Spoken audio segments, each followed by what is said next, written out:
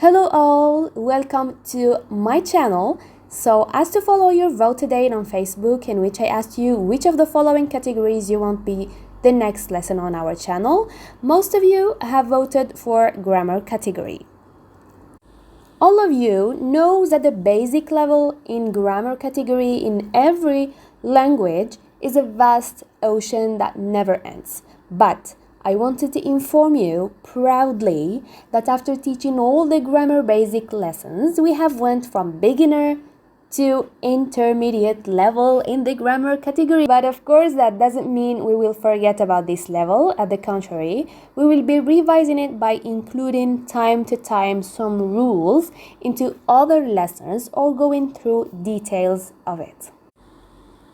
Okay, then let's jump to the intermediate level today with you. And since most of you have voted for grammar, today we will be teaching you the verb to be divided into 8 elements. So here I have good news for you. The structure you need to conjugate to be is the easiest. But how? I will tell you. Because you do no change at all. You just put 2 words, the noun plus adjective together and ta-da! You basically convey the meaning. For example, kalem yeşil. Kalem yeşil. Pen is green. Pen is green. Or kalemler yeşil. Kalemler yeşil. Pencils are green. Here you don't see any suffix or change related to the verb to be in the previous examples, but the structure is only correct for the third person singular and the third person plural. That's life. This is how it is in the spoken language and the modern written language, but if you get a little back into history, you could see suffix dır when forming to be in Turkish. What I mean is, kalem yeşildir. Kalem yeşildir. The pen is green. Of course, dir would change if attached to a vowel that has one of back vowels in the ultimate syllable. And here I am referring to the course number 6 and 7. So please go to playlist basics and then to the vowel harmony lessons to understand what I meant by the mentioned changement of the suffix dır. Playlist in our channel, course number 6 and 7.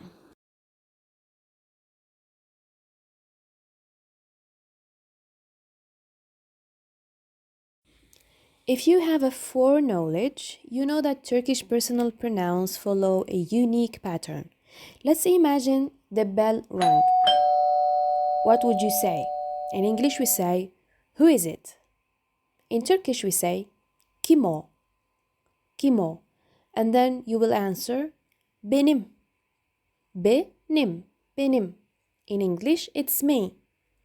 This is not a genitive case suffix, be careful. It's the suffix of to be for the first person singular, I, ben. If you want to say I am a teacher, these suffixes will help you. How? Let me give you an example. O öğretmen. O öğretmen. She or he is a teacher. Ben öğretmenim. Ben öğretmenim. I am a teacher. I am a teacher. Of course, and again, these suffixes will change according to vowel harmony rules. If you have noticed also, we use this suffix in order to generalize in Turkish. If you see someone, some Italian for example, who is lazy, okay, you will say Italians are lazy to generalize. İtalyalılar tembeldir. İtalyalılar tembeldir. And then someone says, don't stereotype. Don't generalize, please. If you want to say, for example, something which is logic, birds are small. Birds are small. You say, kuşlar ufaktır. Kuşlar ufaktır. And then let me give you this beautiful example. Hayatta en hakiki mürşit ilimdir. Hayatta en hakiki mürşit ilimdir. Only true mentor in life is science. Just to refer, this is an expression said by Mustafa Kemal Atatürk about science. Now let me guess, how can we say I am at the campus, for example? How to integrate the verb to be in this phrase or in this sentence? Let me give you another rendezvous for the continuation of this lesson. So just don't forget to follow up and turn the bell on in order not to skip our notifications to learn on time. Thank you for watching. Ciao, ciao.